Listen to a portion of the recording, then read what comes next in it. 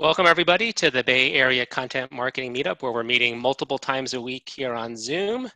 Joining us today, I'm delighted to have Kelvin Gee. Kelvin is a modern marketing evangelist, strategist, enabler, and trainer at Oracle. And Kelvin's going to present a storytelling framework that content marketers can utilize. Kelvin, thanks for joining us today, and take it away. Great. Well, thanks for having me.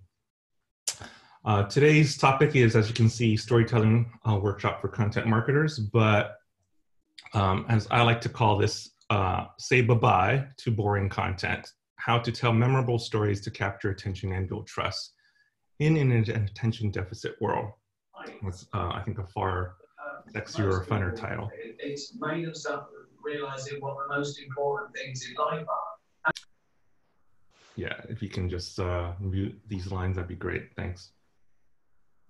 All right, a quick introduction of myself. My name is Kelvin Gee. I'm the Senior Director of Modern Marketing Business Transformation at Oracle. It's a mouthful, I know, but all it really means is that I get to train and help and enable Oracle marketers on how to do better around strategy, content marketing, ABM. But one of the things I also train and enable on are soft skills, such as storytelling and PowerPoint presentation design. And those are by far the most popular classes that I teach. And they're the most impactful too, because unlike things like ABM, which takes a while to implement, storytelling, you can implement right away and see immediate results. So my journey started when I took a pilot class here at Oracle on PowerPoint design. I thought I was really good in PowerPoint. It blew my mind. Then I took another class at PowerPoint, and it was a combination of storytelling, visual storytelling with PowerPoint. And that blew my mind as well. And that just got me started on this whole concept of storytelling, because it proved to be so powerful, yet no one was really doing it. And so I started to do some research on my own about storytelling and Googling, and there's lots of information out there about why storytelling is important, but no one was really training anyone on how to tell a story.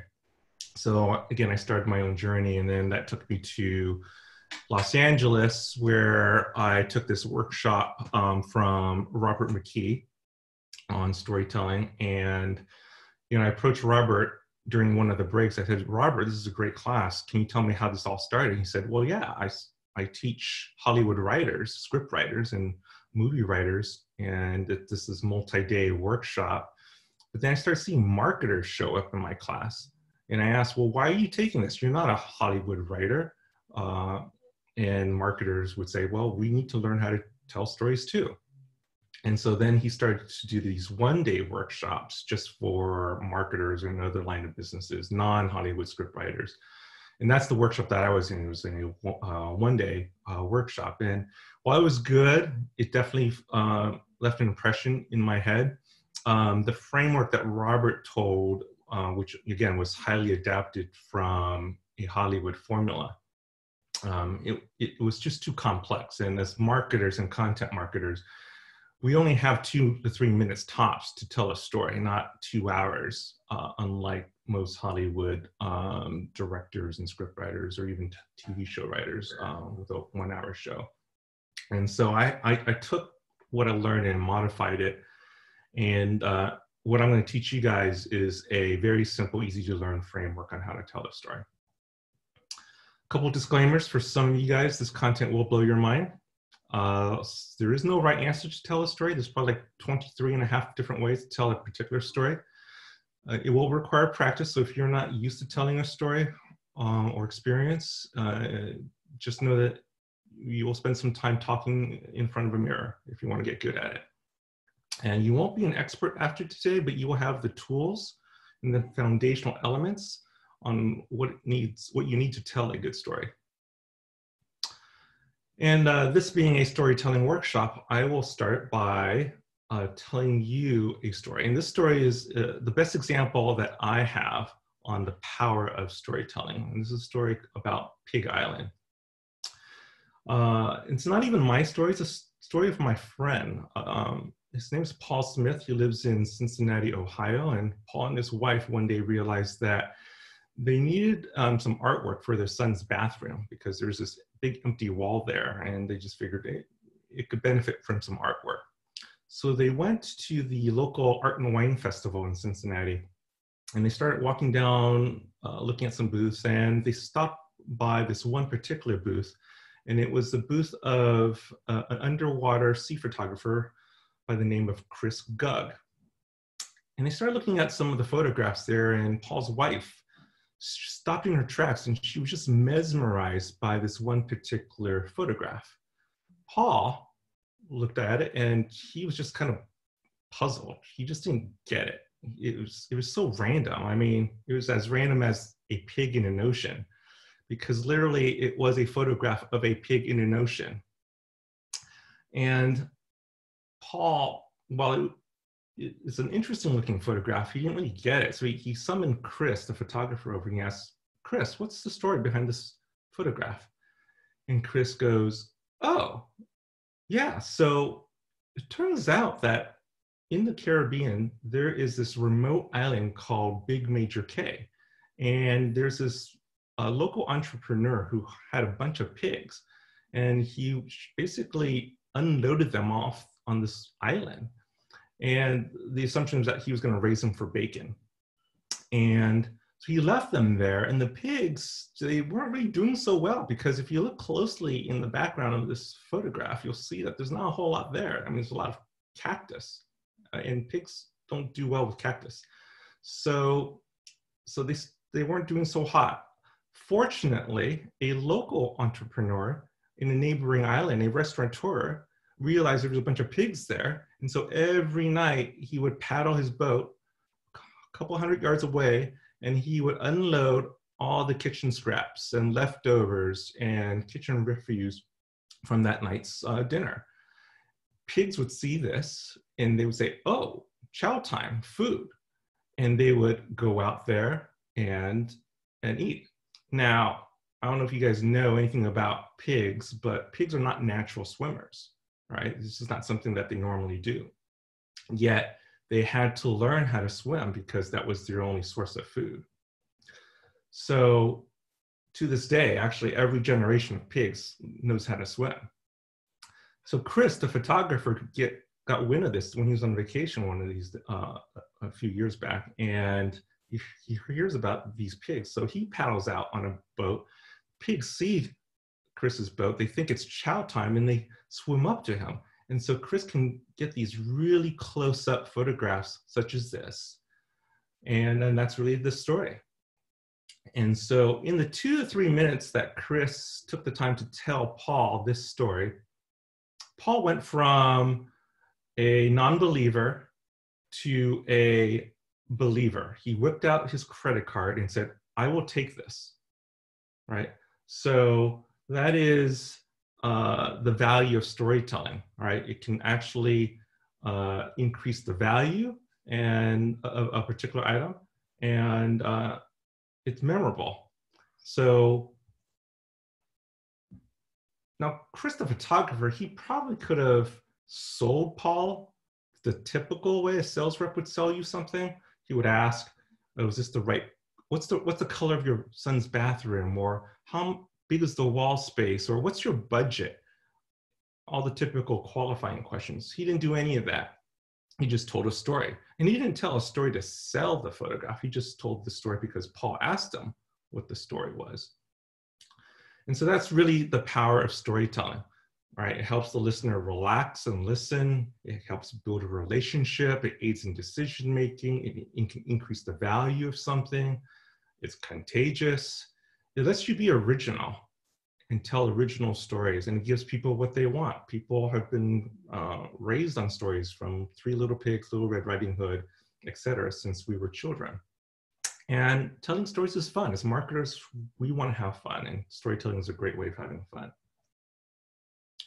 So 3 objectives on today's workshop: understanding what a story is and why storytelling works, how to craft your own compelling stories, and then using this framework that I'm going to teach you to actually craft, assess, and improve your stories. First, and then I'll give you a permission to unmute your lines. only if you promise to mute him back, but how many people here believe in this little research study that came out in 2015 that goldfish has a longer attention span than humans? Right, so this research came out in 2015, and they basically surmised that humans have a shorter attention span than goldfish. How many people here believe this is true? Anyone?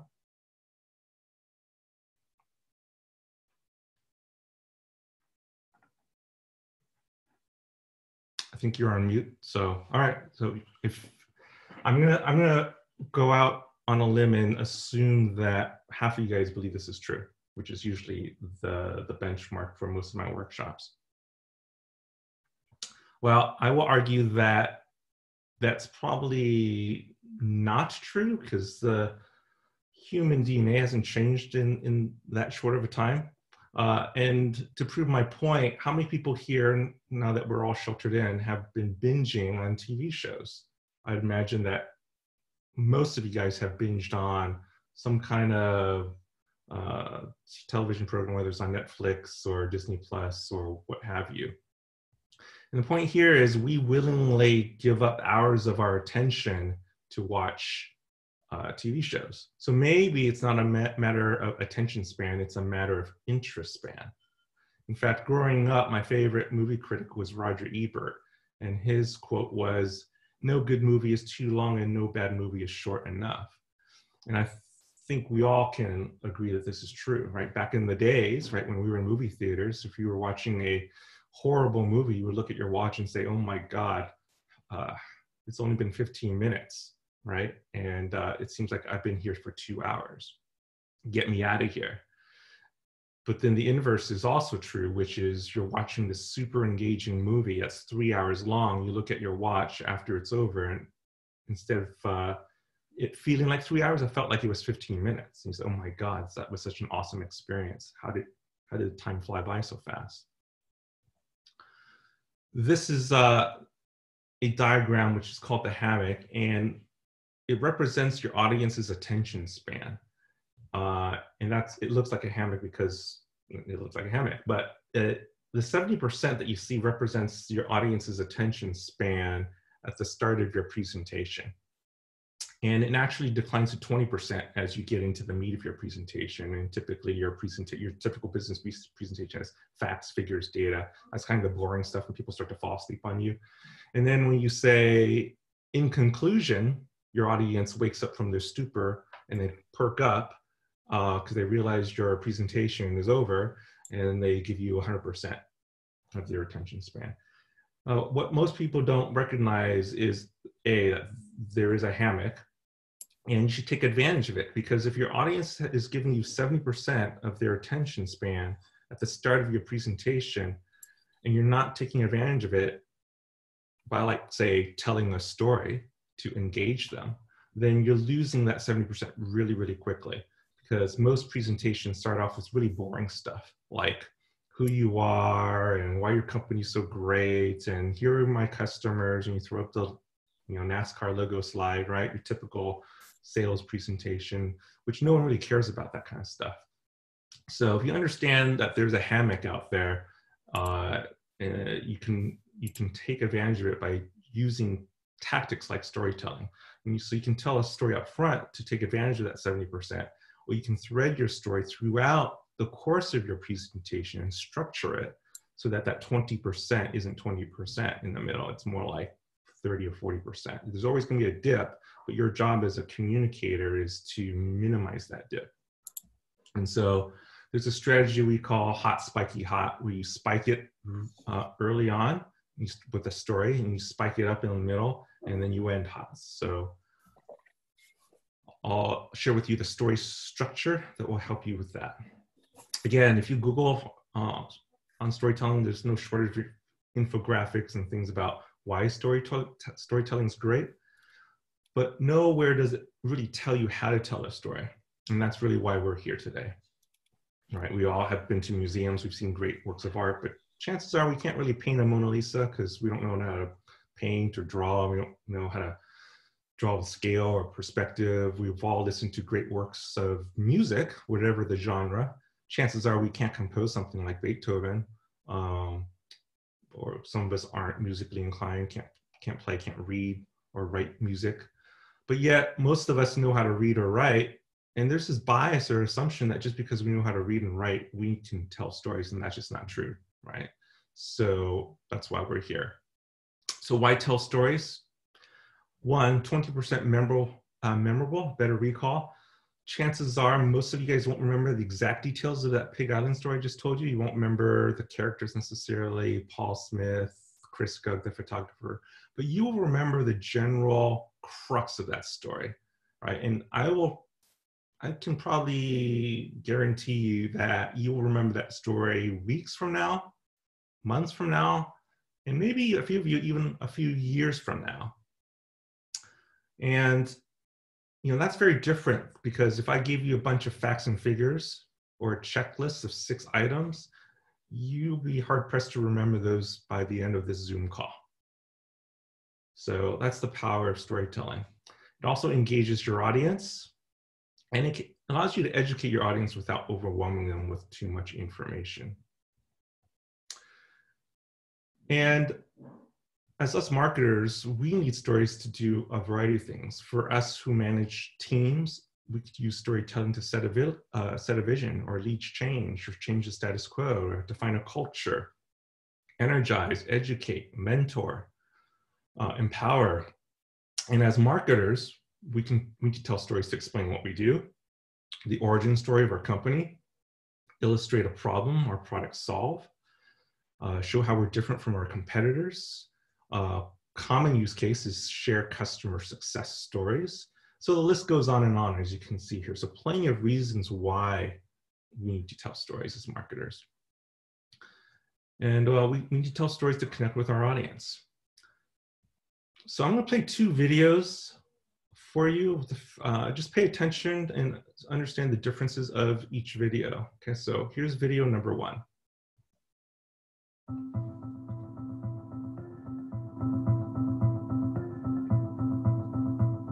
With a conventional belt CVT, a lot of customers don't like that rubber band feel. If you've ever driven a snowmobile, you know that the engine speed goes up significantly, and then the snowmobile catches up in speed to the engine. With Veriglide, we're able to eliminate that feeling and make the transmission on the vehicle feel very much like a conventional transmission, which to our consumers is extremely important. One of the unique characteristics of Veriglide is the capability to do rapid mode shifts. We can change the speed ratio of Veriglide in 0.2 seconds from full underdrive to full overdrive. This gives us tremendous flexibility in developing unique calibrations depending on the application requirements. So we can develop sports settings or comfort settings. Unlike conventional systems where mode shifts can take 1 to 2 seconds, Veriglide can perform almost instantaneous mode shifts because of the fact that we can change the speed ratio of the system so quickly.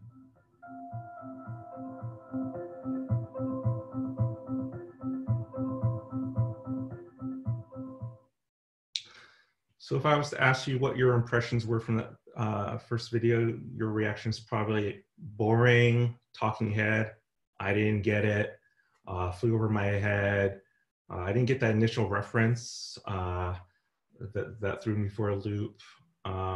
So while it was professionally done, right, it wasn't shot on an iPhone, wasn't shaky cam with, professional graphics, etc. It didn't really tell a story. And because it didn't tell a story, it was kind of just meh. And unfortunately, a lot of our content, especially our videos, are kind of like that, especially in the B2B space. So take that and now contrast this with this next video. I've had my ups and downs, my fair share of bumpy roads and heavy winds. That's what made me what I am today. Now I stand here before you. What you see is a body crafted to perfection, a pair of legs engineered to defy the laws of physics, and a mindset to master the most epic of splits.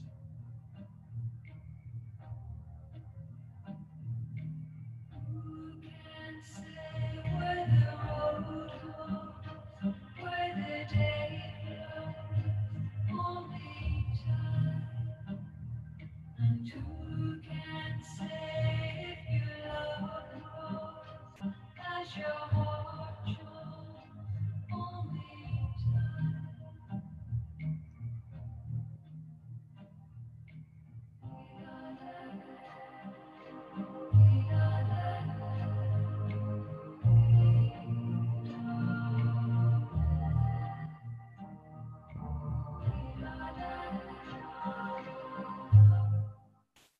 So yeah, don't do that at home. So what you may not realize is that this is actually the same technology that Volvo Trucks uses as the first video. And the results from the second video were stunning. 83 million YouTube views, half of those were truck buyers, and they said that they were more likely to choose Volvo the next time they make a truck purchase. A third of them contacted a dealer or visited their website. Stunning results for a B2B video. So that just shows why storytelling matters. It's memorable, more impactful, and it drives results. So let's first talk about or define what is a story. I talked about how I flew down to LA and took this workshop with Buh-Bye. And his definition of a story is the most simplest, which is what I love about his definition. And that is, a story is a narrative about something that happened to someone. And some of you guys might think, well, no shit, that's from the Department of Duh. But it isn't, because you really have to understand what Bob meant here. Because if I tell a story about how Bob and Jane, they met in college, they got married, they got pregnant, they had a baby, and they lived happily ever after, is that a story? And a few of you guys might think, well, yeah, that's a story. And a few of you might think, no, that's not. Again, if you apply this definition to that story, you realize that no, according to this definition, that's not a story, because nothing ever happens in that story, right? It's like the most boring story in the world. You have the foundations for a story, but that of itself, it's not a story. But if I was to change it up and say that Bob and Jane met in college, they got married, they got pregnant, but when they were ready to deliver and they went to the hospital, the oxygen level went dangerously low, and the doctor realized that they had to go in for an emergency C-section, which was not something that Bob and Jane had prepared themselves for, because in all the classes that they took, they were prepping themselves for a natural birth, but yet they realized that they're in for something else. So in 15 minutes, they found themselves in an ER room, freaking out. Bob had to remain strong because he felt that Jane needed him too, but inside he was freaking out because he didn't know if Jane was going to make it through, let alone the baby. And Jane didn't expect to get cut open across her belly, and nor is that something that she really wanted, but she didn't have a choice. Yet a few minutes later, healthy baby Brandon was pulled out, and this year Brandon is entering college as a freshman with a major in biotech. Now, if I was to ask you, is that a story? I think most of you guys would agree. And the difference is because something actually happened in that story, right? I chose to double click on a particular aspect, the birth of baby Brandon. And that's really what made it a story. So let's get into what actually makes a story. You need 4 foundational elements, and this is the framework, which I call Story Structure 101. 4 foundational elements, and that is setting, characters, conflict, and resolution. Now, setting and characters, you can flip-flop those. You can actually start with character first and then setting. But typically, in classic storytelling, you want to start with your setting and then characters. So what is setting? Setting is the when and where your story takes place, right? It adds credibility to your story, and it helps paint the picture in your audience's minds on the story before the story actually starts. It's kind of like a joke. If I was to tell you a joke about how a man and his dog walked into a bar, that is the setup of a joke. If I was to start a movie, like say Star Wars, if I'm George Lucas, and I want to set up the audience up front, I might show some words on screen in blue text that says, read something like, in a galaxy far, far away, or a long time ago in a galaxy far, far away, right? That is the classic setup for Star Wars. If I was to tell you a story about how a long time ago in England on a rolling green hill, there was a castle, And in that castle, there was a dungeon. And in that dungeon, there was a red velvet Elizabethan chair, right? That's the setup. And you're all painting a visual picture in your brains as I start that story. That is what setup is. It's really important to set up your story because it helps your audience visualize and it adds credibility. Character. It's the who's the protagonist in your story. You always need to have a protagonist. All right. So is it Bob? Is it Jane? Is it Paul Smith in the story of Pig Island? So who's your character? There always has to be a character, and that character has certain needs and wants. Now here's the trick in B2B marketing. Your character doesn't always have to be a person, especially if you're telling internal stories. So if you're telling internal stories about how your company needs to do content marketing differently, or for Oracle, how we need to transform ourselves and pivot and become a cloud company, right? I tell a lot of internal stories at Oracle. And if I'm telling internal stories, it doesn't always have to be a real human being. Sometimes I'll use Oracle marketing as the character, or Oracle as the company's the character. And so I'll tell a story about how Oracle marketing needs to do something different. We need to do more modern marketing, or we need to do more storytelling. So in that case, Oracle marketing is the character. So don't feel like you always have to identify a real person to do a storytelling, especially in the B2B world.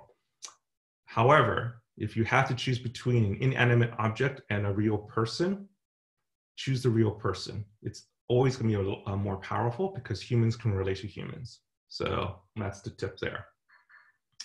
Conflict. What is the problem? This is where most people fall down in storytelling, is they don't dwell enough time on the conflict. And that kind of goes back to the definition that Rob McKee said, right? Which is something's got to happen in your story. So if your story doesn't have any conflict, you have no story. It's the Bob and Jane example. So make sure your story has conflict, and a lot of it. Don't gloss over the conflict. If there's one thing that you want to spend more time on, not less, it's the conflict, because conflict is what makes the story interesting. I want to hear about the blood in the streets. If you fell down in a ski accident, I want to hear all the gory details about what went on. Was there blood? Was there a broken bone? Was it a compound fracture? What was going through your head? Did you think you were going to die in the snow? Were you freezing? What was frostbitten, right? I want to hear all the gory details. So oftentimes people, students in my workshop, they just kind of glaze over, oh, I fell down when I went skiing and then I got saved and that was that. It's like, okay, that's the Bob and Jane example. That's not very interesting. What makes it interesting is the conflict. If you have conflict, you always need to have resolution. How did that story end, right? What did you do about it and how did it end? Most people like happy endings, right? So make sure you have resolution to the story and hopefully it's a happy ending. So those are the 4 foundational elements of a story. And if you string those two, all those 4 things together, you will have a very good story. So that's what I call story structure 101. Again, you'll want to internalize these at some point. So just create a mental checklist so that whenever you're trying to tell a story, you say, did I set it up? Do I have a protagonist or character? Was there enough conflict in my story? And then how did that story end? Well, what was the resolution? Once you have those 4 foundational elements down, you're ready to go, all right? You can tell any story. And if you apply this formula to any TV show or movie, you'll see that they invariably have all 4 of these elements. But if you want to take it from good to great, then you want to add a little bit more complexity. And this is what I call story structure 201. So again, you can tell a reasonably good story with those 4 foundational elements, but then if you can bookend it with a hook in the front and a post story at the end, then you can take it from good to great. So what do I mean by a hook and a post story?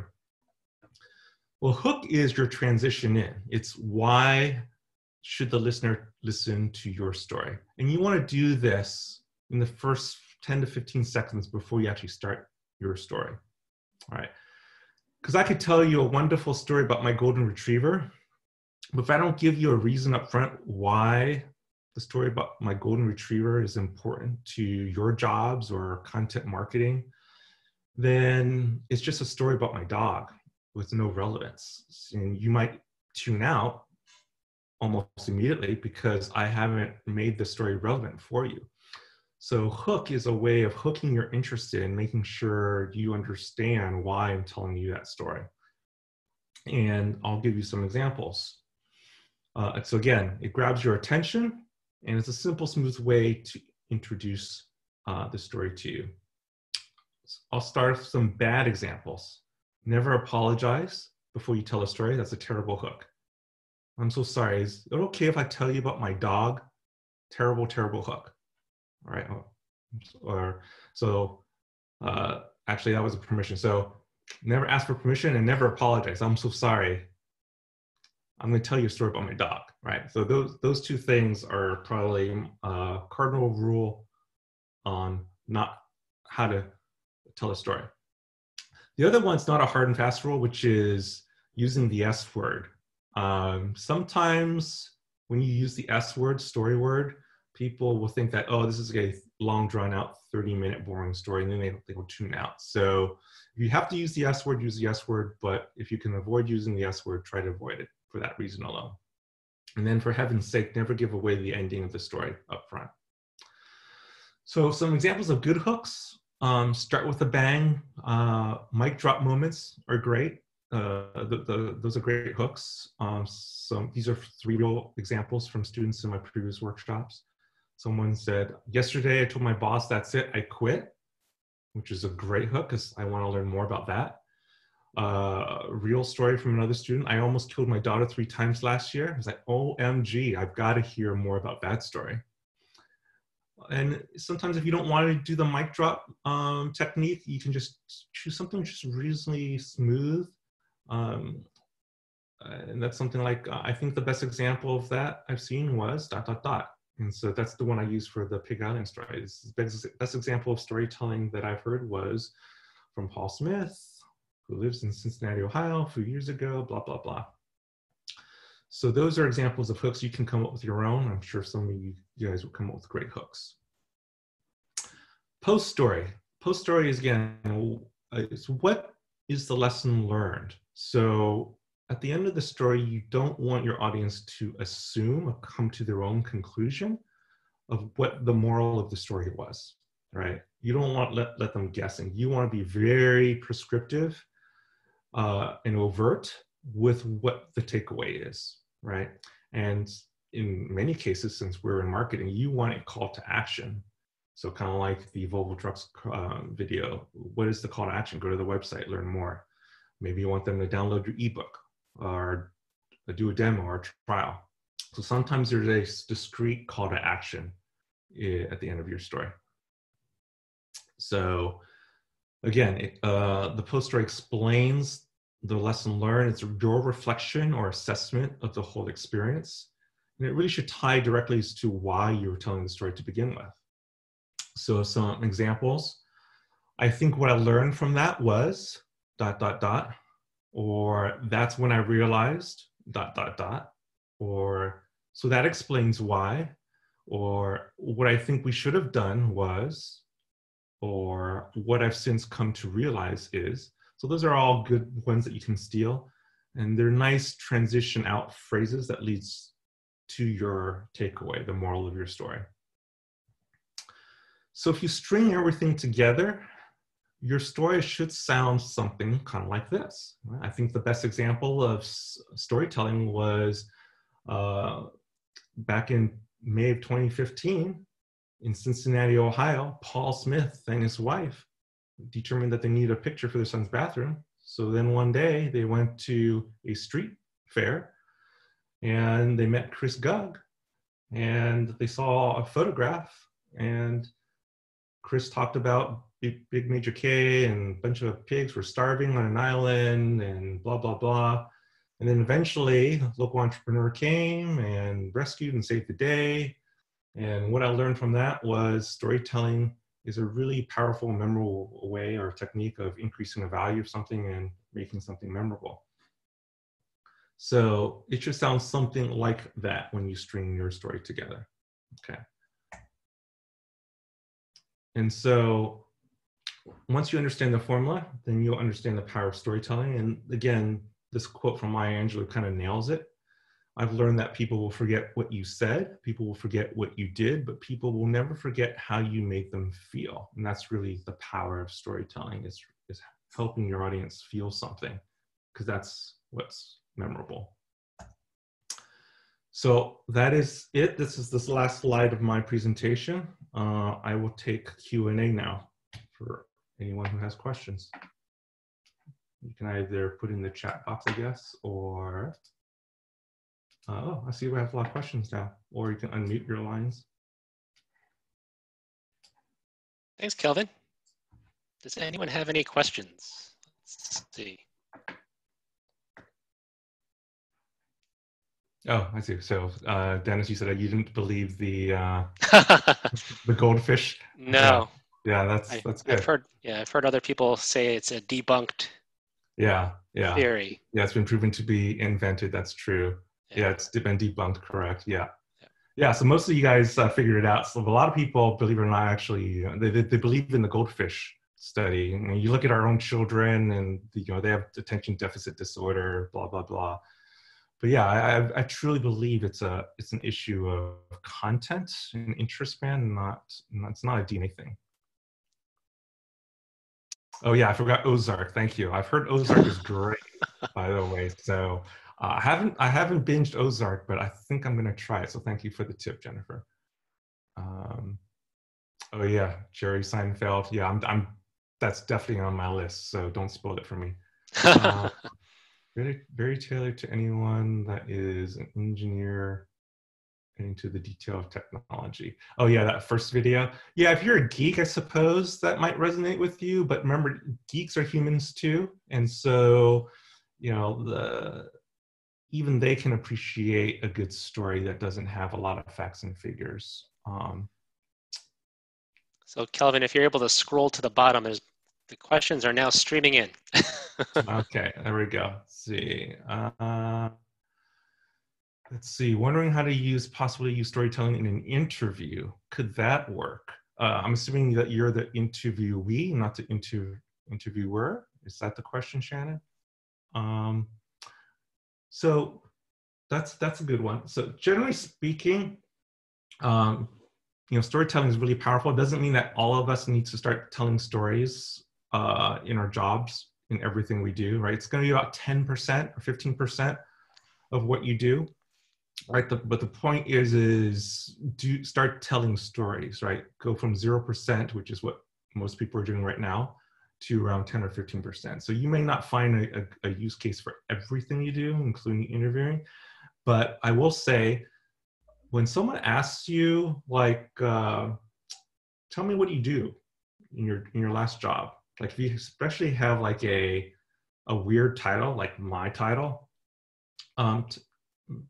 try telling a story instead of actually going through bullet by bullet what your actual job description was. Instead, tell a story about an example of something you did that just kind of describes an incident that happened that describes essentially your role, but more importantly, the impact you had at your organization.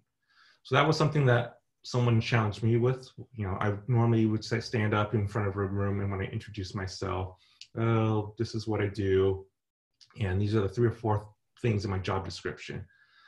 That's your typical way of describing yourself, but if you tell a story, it's a lot more impactful and memorable. So Kelvin and Shannon, I once went to an interview coach, and she prepared me on how to tell a story for a specific question, which is the common question of like, tell me a project that you're proud of. Yeah. So she gave me a framework, which is like, set up the premise, give the details, and then tell the results. And then she had a clincher at the end, which was figure out some executive that was in who oversaw the project and tell them repeat back a quote. So it's almost like the Maya Angelou, where it's like, Yeah. and then at the end, my CEO told me how impactful this was. So it almost made like you're saying what the CEO felt, and Yeah. like that was the clincher. It was like that tied the whole story together. Yeah. Yeah, it's a similar approach and framework that I walk through with some variances, but yeah. But yeah, essentially, again, this is my framework that I came up with, which is, you know, people can remember 4 things typically, and if you can remember setting character conflict resolution, then and internalize it, that can become your mental checklist on almost everything you do. When you construct a PowerPoint presentation, when you craft a video, when you write a blog, right? So a question from Sanjeev: how does storytelling work in social media marketing formats? Well, you notice a lot of the best social or the most viral stuff is typically storytelling, right? Videos that tell a story. And so again, I think that it plays well, especially in social, as opposed to serving up the selfie, which, you know, we're all familiar with, right? The chest beating, right?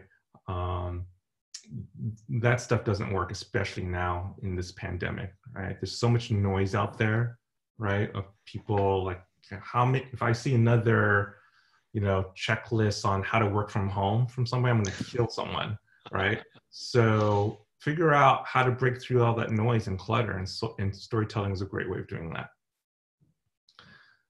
Sandra, excellent. In using stories for product marketing, can you talk about balancing product-related information with the story? Well, yeah, I mean, I think that the 2 examples I shared with you is a great example. One is more of your typical product marketing approach, which is talking about features and speeds and feeds, right? And the other one's telling a story. Now, I'm not saying that facts and figures are wrong. We need facts and figures in our lives to justify something. In fact, there's a study that showed that people are more likely, 22 times more likely to remember your facts and figures and speeds and feeds if you wrap it around with the story.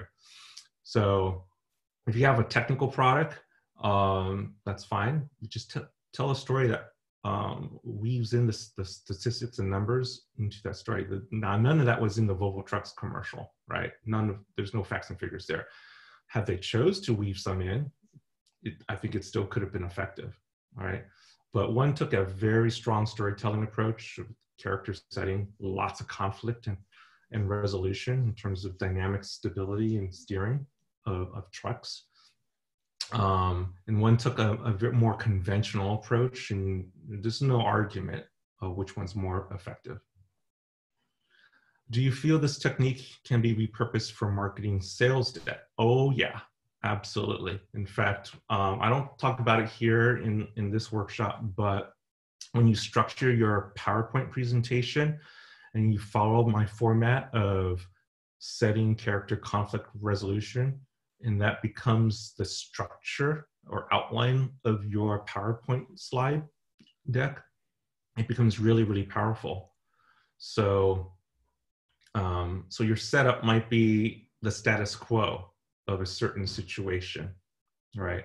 And then you might use like Gartner studies or industry trends that show that this is the status quo. And then you introduce a character, and character can be a real person, by the way, in this case, right? You can actually talk about a prototypical customer or customer of your customer, like Carol, right? Who's trying to buy a car, right? And all the things that she encounters during the research phase of her car, right? And so you introduce the setting, you introduce your character, and then you introduce conflict, right? So Carol, in her buyer's journey, she encounters all these challenges in buying a car, in terms of inconsistent information, bad experience, blah, blah, blah. So that's conflict. And then the resolution is hopefully your product or service that helps Carol make a informed decision when she buys her Volvo, for example. Right. So if you thread or format or structure your sales presentation that way, it becomes a lot more interesting than your typical selfie, which is how sales decks are typically structured, which is a big selfie up front with a NASCAR slide. How would you frame the story elements for the audience, for example, with respect to or regarding to marketing? In other words, I find it challenging to tell a marketing experience story to a person in tech versus outside of Silicon Valley versus in an elevator, et cetera. I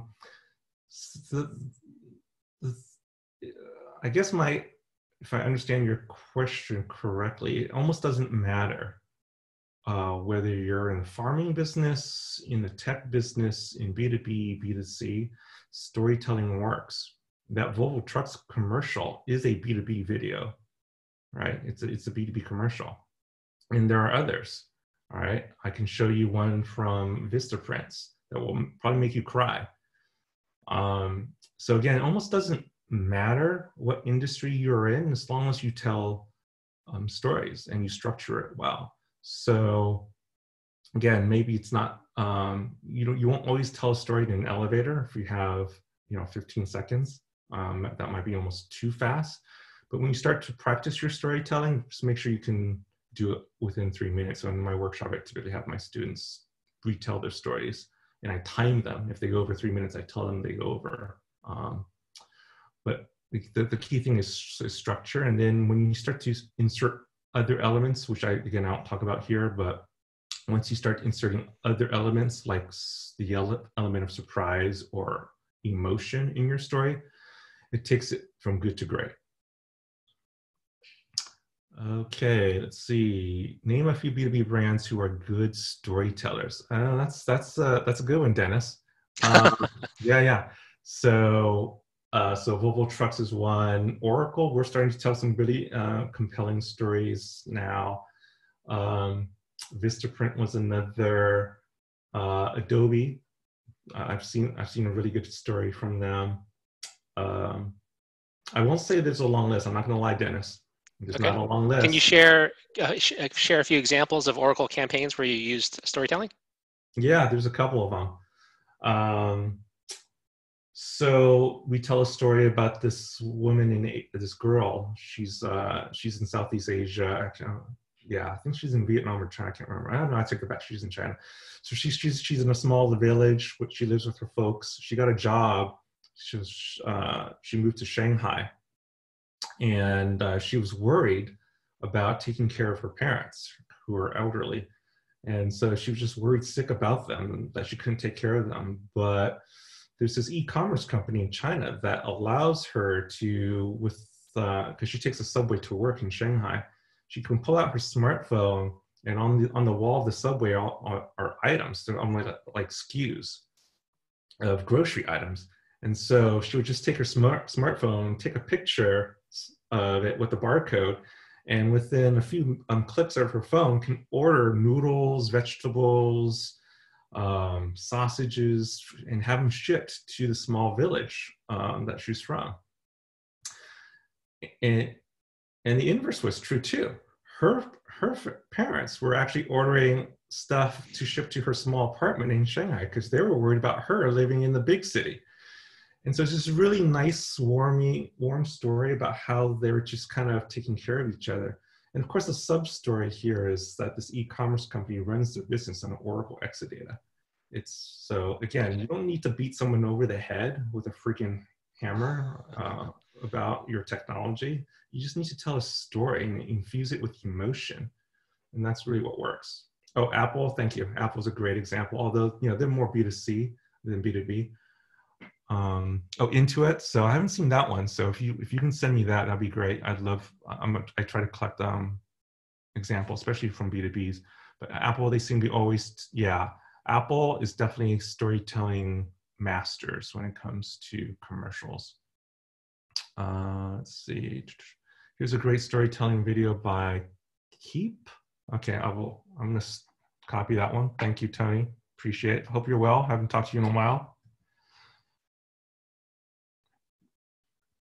All right. Any other questions from the audience? Hopefully this has been helpful. Kelvin, I see you have your email address listed on the screen. Is there anywhere else people should go to learn more about you or the work you're doing? Yeah, you can connect with me on LinkedIn. So happy to connect with you guys. I'm also on Twitter at KGEE if you want to follow me, and I'll follow you back. But or you can reach out to me via my Oracle email. All right, I'll give it a few more seconds in case anyone has any more questions.